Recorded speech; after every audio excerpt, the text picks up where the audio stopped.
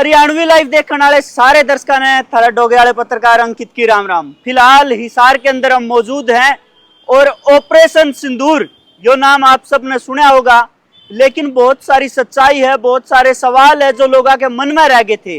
आज जो है हमें दूर करने की कोशिश करेंगे, क्योंकि हमारे साथ जो है एक सेना के जाबाज ऑफिसर बल्ले सिंह जी जुड़ने वाले हैं। आर्मी ते जो है, एयरफोर्स से ये परमिशन लेके आए हैं और चीजें जो है आप लोगों के आगे सामने रखेंगे। और राष्ट्रपति वीरता पुरस्कार भी जल्द इन्हें मिलने वाला है। सब बातों पे विस्तार से चर्चा करेंगे। सबसे पहले तो भाई साहब नमस्कार, राम राम, जय हिंद। हरियाणवी लाइव देखने वाले सभी दर्शकों को प्यार भरी राम राम, जय हिंद। अच्छा बल्ले सिंह जी, सबसे पहले मैं चाहूंगा कि आप अपनी जुबान अपना परिचय दे दें। भाई सभी दर्शकों को बताना चाहूँगा, बेसिकली मेरा जन्म तो राजस्थान में हुआ था, चूरू जिले में, लेकिन मेरी कर्म भूमि वो हिसार जिला रहा है, गांव रालवास खुर्द रहा है। मेरे पिताजी यहाँ काम करते थे, तो जीवन के एक पड़ाव उनका तो ये समझ लिए 20 साल की उम्र में ये आ गए थे इधर, और मृत्यु तक उनकी 2020 में उनकी डेथ हो गई थी। तो वहाँ गांव रालवास खुर्द में ही रहे थे। तो मेरी जन्मभूमि राजस्थान है, कर्म भूमि मेरी हिसार जिला गांव रालवास खुर्द रहा है। ये मेरा परिचय। उसके बाद मैं फौज में अपनी जो शिक्षा दीक्षा मैंने यहाँ रालवास खुर्द के सरकारी स्कूल से और प्राइवेट स्कूल से की थी। और उसके बाद मैं फौज में लग गया, जो 20 साल की सेवा के बाद एयरफोर्स में 20 साल की अपन नौकरी करने के बाद रिटायर भी हो गया। ऑपरेशन सिंदूर के बाद मैं रिटायरमेंट हो गया। शेड्यूल जो रिटायरमेंट होती है अपनी 20 साल वाली, वही हुआ मेरा जी।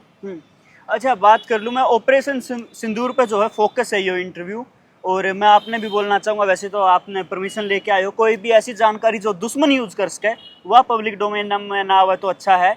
सबसे पहले तो आपने जो है इस मिशन में आपका क्या रोल था, आप पे कहाँ ड्यूटी थी, वो चीज़ें बता दो। भाई अपने दर्शकों को बता देना चाहता हूँ, मैं भारतीय वायुसेना में S-400 यूनिट होती है सरफेस टू एयर मिसाइल की, एडी सिस्टम की, उसमें मैं एज ए लॉन्चर इंचार्ज तैनात था ड्यूरिंग दिस वार। इस युद्ध के दौरान मैं एज ए लॉन्चर इंचार्ज तैनात था। जो हमारी यूनिट थी, लोकेशन मैं आपको बता नहीं सकता, वो सीक्रेट है। मैं हालांकि भाई मैं रिटायर तो हो चुका हूँ, लेकिन ऐसी स्ट्रेटेजी, लोकेशन, कितने बंदे काम करते हैं, कैसे काम करते हैं, ये सब चीजें कभी जीवन में पब्लिक प्लेटफॉर्म पे आनी नहीं चाहिए, मैं ये मानता हूँ, और आगे आएगी भी नहीं कभी भी। तो उसमें काम करते समय मैंने, मेरी यूनिट ने, मेरे अधिकारियों ने, सबने मिलकर जो काम किया, और जिसकी वजह से दुश्मनों के भाई इतने टारगेट हमने मारे, जो टारगेट हमें मिला, जितने टारगेट हमने मारे, उसके कारण मुझे राष्ट्रपति के द्वारा वीरता पदक पुरस्कार मेंशन इन डिस्पैच दिया जाएगा, जिसकी घोषणा 14 अगस्त की शाम को हो गई थी। अच्छा देसी भाषा में भाई बता दूं दर्शकों ने जिसके समझ में नहीं आया, जब युद्ध हो रहा था नहीं, आप एक चीज सुना कर दे, बोला पाकिस्तान ने मिसाइल भेज दी, भारत वाले ने वह बॉर्डर तक परली साइड उड़ा दी, वह चीज S-400 हुआ है। बिल्कुल बिल्कुल जी। मैं अपने दर्शकों ने आसान भाषा में समझा दूं कि आपने सुना होगा वहां से क्या जहाज आते थे, और मिसाइलें क्या होती है, दो टाइप से होती है। एक मिसाइल होती है जो जहाज के ऊपर रहती है, जहाज से लॉन्च की जाती है, जहाज से फायर की जाती है। एक मिसाइल वो होती है जो ग्राउंड से फायर की जाती है। बिल्कुल, ग्राउंड से भी जो मिसाइल फायर की जाती है वो 2 तरीके की होती है। एक तो वो होती है जो आने वाले कोई भी मिसाइल है, हवा के जो भी टारगेट है, जो हवा में रहते हैं, जैसे भी जहाज हो गया या मिसाइल होगी, उसको मारेगी।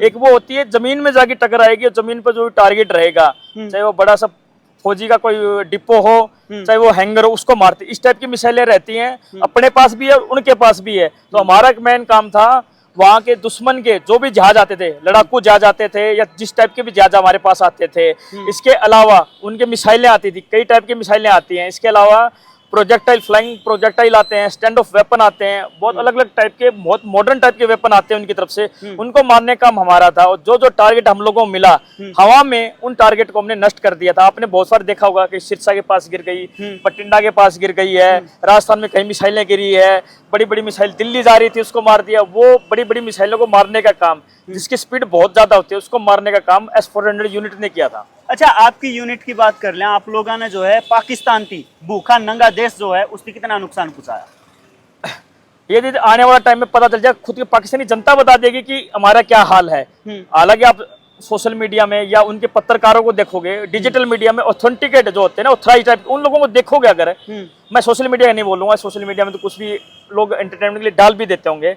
जो रियलिटी ये है, जो उनका नुकसान हुआ है, मैं ये बताना चाहूंगा, अभी भी टोटल एयरफोर्स का बताता हूँ मैं आपको पूरा मिला के, नो टेररिस्ट कैंप, एयरफोर्स ने एयर स्ट्राइक करके मारे। वो जो मिसाइलें लॉन्च की थी, वो मिसाइलें लॉन्च हुई थी जहाज से, फाइटर जहाज से, जिसमें राफेल था, सुखोई था और मिराज, ऐसे जहाजों से मिसाइलें लॉन्च और बॉम्ब लॉन्च कर करके हमने 9 टेररिस्ट कैंप उनके मार गिराए थे, जिसमें 100 से ज्यादा टेररिस्ट मर गए थे। उसके बाद जब ये स्ट्राइक हुआ, हमने उनके जितने भी टारगेट आए थे, S-400 यूनिट ने 5 लड़ाकू जहाज, जिसमें से F-16 भी थे। F-16 तो काफी फेमस है, काफी फुर्तीला है और काफी जल्दी अटैक करेगा। बिल्कुल जी, F-16 का बहुत नाम है, दुनिया की कई जंगों में F-16 ने अपना जोर दिखाया है और एक अच्छा किस्म का जहाज है, अमेरिका का जहाज है, ये लॉकहीड मार्टिन कंपनी का जहाज है। अब इसमें क्या रहता है, पायलट की स्किल पे रहता है। और F-16 को हमने बालाकोट के टाइम पर, याद होगा, विंग कमांडर अभिनंदन ने MiG-21 को, जो अभी रिटायर होने वाला MiG-21, उससे F-16 को मार गिराया था। अब फिर हमने F-16 को मारा है और F-16 एक नहीं, उससे ज्यादा है। एक तो कराची में बालेरी एयरबेस है, वहां पर भी जो हैंगर के अंदर F-16 खड़ा था, उसको यहाँ से एक मिसाइल ने मारा था। वो S-400 नहीं थी, दूसरी मिसाइल थी वो हमारी, लाइक ब्रह्मोस टाइप की मिसाइल थी, जो उसने यहाँ से ले जाके ग्राउंड टारगेट हिट किया था। इसके अलावा 5 फाइटर एयरक्राफ्ट वो S-400 ने मारे थे और एक अवॉक्स एयरक्राफ्ट। मैं बता देना चाहता हूँ अवॉक्स जहाज के बारे में, एक जहाज होता है मीडियम साइज का, उसके ऊपर एक रेडार लगा रहता है। जब हवा में जाता है, वो दूसरे फाइटर जहाज को अपना रेडार की मदद से अपनी मिलिट्री लोकेशन, जितनी भी लोकेशन होती है, उसको पकड़ने में मदद करता है। यानी वो खुद लड़ाई नहीं करता, अपने खुद लड़ाई नहीं करता, साथियों मदद करता। चलता फिरता एक रेडार होता है, उसके अंदर अप्रोक्सीमेट 20 बंदे बैठते हैं, ऑपरेट करते हैं, इंक्लूडिंग पायलट। जैसे उसने मारा, ये समझो कि वो 20 बंदे भी मर गए थे। ये इसके अलावा 11 एयरबेस, 11 एयरबेस, ये समझो 11 एयरफोर्स स्टेशन जो होते हैं, जिसमें उनका रनवे भी होता है, डिपो होता है, हैंगर होते हैं जिसके अंदर जहाज खड़े होते हैं, कई इंफ्रास्ट्रक्चर इंस्टॉलमेंट होते हैं, सबको हमने पूरी तरीके से डैमेज किया था और अभी तक बहुत से रिपेयर नहीं हो पाए। उसका जीता जाता उदाहरण ये है कि उन्होंने अभी टेंडर जारी किए हैं। अगर आप देखोगे, जाओगे, गूगल करोगे, बहुत सी चीजें जारी करोगे, तो पाकिस्तान ने बड़े लेवल पर टेंडर निकाला है रिपेयर करने के लिए।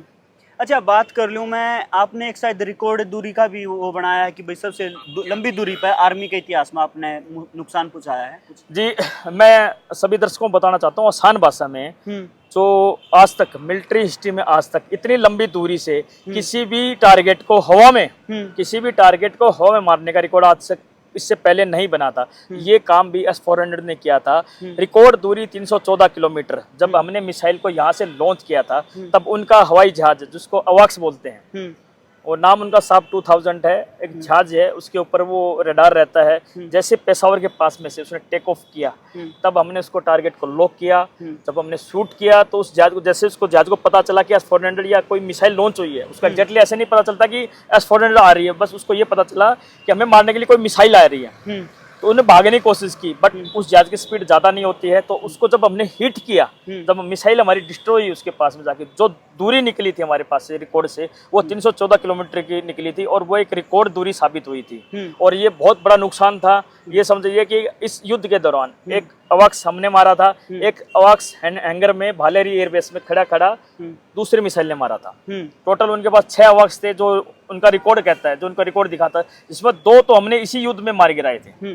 अच्छा, बात कर लूँ मैं, आपकी ये जो मेडल मिल रहा है इसके बारे में, ये इंडिविजुअल आपको मिल रहा है या पूरी यूनिट को मिल रहा है? सर, ये जो मेडल मिल रहा है ये इंडिविजुअल मिल रहा है, मुझे मिल रहा है क्योंकि मैं अपनी टीम का नेतृत्व कर रहा था, कुछ डिसीजन मुझे लेने थे, काम सबने मिल के किया था। और जो ये मेडल रहते हैं प्रेसिडेंट गैलेंट्री अवार्ड, जिसको बोलते हैं राष्ट्रपति वीरता पदक पुरस्कार, ये इंडिविजुअल किसी बंदे को दिया जाता है उस क्षण जिसे कुछ अलग किया हो, या जिसको ऐसे लग रहा है कि अफसर साहिबान को कि ये ऐसा काम था, इसका बहुत योगदान था और इसने अपनी जान पर खेल के ये काम किया है, तो उस चीज़ को हाईलाइट करने के लिए, रिकॉग्नाइज करने के लिए इंडिविजुअल को ये मेडल दिया जाता है। बाकी एफर्ट सर सबका ही रहता है। जैसे क्रिकेट मैच में जब खेलते हो, हर बंदे का एफर्ट रहता है। कोई मैन ऑफ द मैच एक को दिया जाता है। जी। अच्छा, इस युद्ध में जो है 4 दिन चला था, नहीं हो? ये युद्ध सर 4 दिन चला था, 7 से लेकर 10 तक। कभी आपको ये लगा कि भी मौत बिल्कुल आंखों के सामने? सर कभी नहीं, ये तो मुझे लगा कि हर मिनट हर सेकंड मौत हमारे सामने थी। दुश्मन हमें दिख नहीं रहा था। एक वो होता है दुश्मन जो आपको सामने दिखता है, दुश्मन बॉर्डर पार बैठा था और जो उसका आने वाला जो अटैक था वो या तो जहाज से लॉन्च किए किसी मिसाइल के रूप में था, या ग्राउंड से लॉन्च किए किसी मिसाइल के रूप में था, ड्रोन के रूप में था, या कोई फ्लाइंग प्रोजेक्टाइल के रूप में था। और जो आने वाला अटैक था उसकी स्पीड इतनी थी कि शायद हम उसको देख भी नहीं पाते। तो मृत्यु हर मिनट हर सेकंड हमारे ऊपर थी। और ऐसे क्षण बहुत ऊपर आए थे जिसमें आसमान में आग, मिसाइल, ड्रोन। फ्लाइंग ड्रोन सब चल रहे थे पूरी आसमान में, मतलब पूरा आसमान लाल था। और बारूद की स्मेल से मुझे लग रहा कि जब ये सीज फायर हुआ उसके बाद भी काफी दिन हम लोग बैटलफील्ड में रहे थे, और बारूद की सुगंध, जब तक बैटलफील्ड में थे बारूद की सुगंध हम फील कर रहे थे।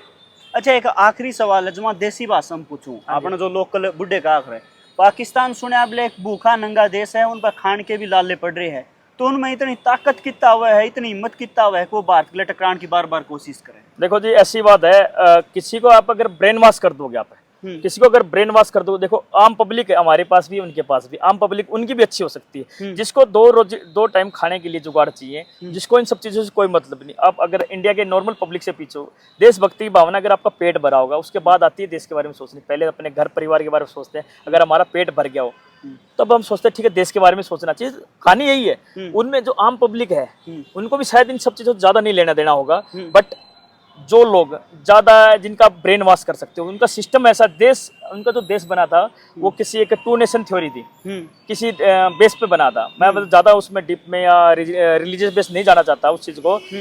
उनके अंदर ब्रेन वॉश किया जाता, बार बार ब्रेन वॉश किया जाता कि देखो ये देश है, ये दुश्मन देश है, दुश्मन देश है, दुश्मन देश है, दुश्मन देश है। बाकी जो उनकी आर्मी है, मैन वही है सर, जो टेररिस्ट रहते हैं वो कहीं अपने ऊपर से नहीं आते, उनको जो फंडिंग मिलती है, उनको जो हथियार मिलते हैं वो पाकिस्तान की आर्मी प्रोवाइड करती है। आप ये बहुत बड़ा लेवल का क्वेश्चन है। अगर आप देखोगे इसमें अकेला पाकिस्तान नहीं है, ग्लोबल जो ताकतें हैं सब शामिल है। कोई नहीं चाहता कि इंडिया में शांति हो, कोई नहीं चाहता कि भारत देश आगे बढ़े, इकोनॉमी आगे बढ़े, या नए नए रिसर्च हो या बहुत कुछ हो। इनको लगातार एंगेज रखो, युद्ध में एंगेज रखो, कैसे न कैसे रखो, इनको एंगेज रखो। उसके लिए उनको बड़े बड़े फंड दिए जाते हैं, चाहे वो IMF से दिलवाओ, किसी न किसी ऑफिशियल तरीके से, अनऑफिशियल तरीके से फंड मिलता है। वो जो फंड मिलता है किसी देश को, किसी चीज के लिए मिलता है, किसी गरीबी घटाओ के लिए मिलता है या किसी प्रोजेक्ट के लिए मिलता है वो, बट किसी प्रोजेक्ट के लिए जाता नहीं है। जैसे डैम के लिए प्रोजेक्ट दिलवा दिया वर्ल्ड बैंक से, वो पैसा डैम के लिए नहीं जाएगा, वो पैसा आर्मी के लिए जाएगा। फिर आर्मी इतनी ताकतवर है, वो अपनी मर्जी से किसी भी जगह यूज कर सकती है, कोई वहां से पूछने वाला नहीं है। अगर आप इतिहास उठा के देख लोगे, आर्मी हमेशा ताकतवर हुई, कितनी बार वहां सत्ता के वो तख्ता पलट हुआ है, बिल्कुल हुआ है। और आज भी बता रहा हूं मैं, इतिहास में ऐसा कहीं नहीं है कि किसी USA का राष्ट्रपति, किसी देश का राष्ट्रपति, तो उनके देश के राष्ट्रपति या प्रधानमंत्री के बजाय आर्मी चीफ से मिल रहा है, उसकी तारीफ कर रहा है, लगातार तारीफ कर रहा है। ये समझिए कि वहाँ जो प्रधानमंत्री है, जो सरकार है, डेमोक्रेसी नहीं है।